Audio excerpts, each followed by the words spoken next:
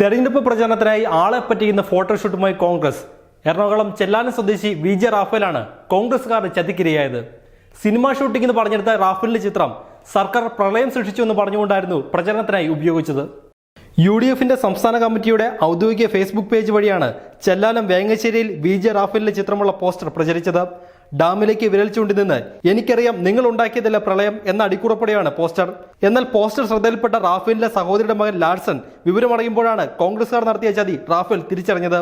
Cinema shooting എന്ന് പറഞ്ഞാണ് തന്റെ ചിത്രം എടുത്തതെന്നും തെരഞ്ഞെടുപ്പ് പ്രചരണത്തിനാണെന്ന് അറിയില്ലായിരുന്നുവെന്നും റാഫേൽ ദേശാഭിമാനിയോട് പറഞ്ഞു.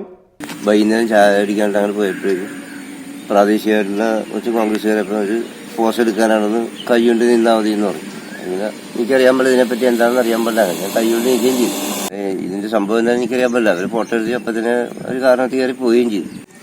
ഇത് അവരെന്നെ പറഞ്ഞ് പറ്റിക്കുകയും ചെയ്തു. എനിക്ക് ഇതുമായിട്ട് ബന്ധമില്ല. ഞാൻ ഇലക്ഷൻ കമ്മീഷന് പരാതി കൊടുക്കാതിരിക്കും തിരിച്ചിട്ട്.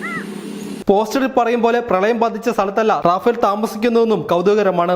ഏതായാലും റാഫേലിന്റെ വെളിപ്പെടുത്തലോടെ UDFന്റെ പ്രചരണ പോസ്റ്ററുകളിൽ ഇടം നേടിയ മറ്റുള്ളവരും തുറന്നു പറച്ചിലുമായി രംഗത്ത് വരുമോ എന്നതാണ് ഇനി അറിയേണ്ടത്.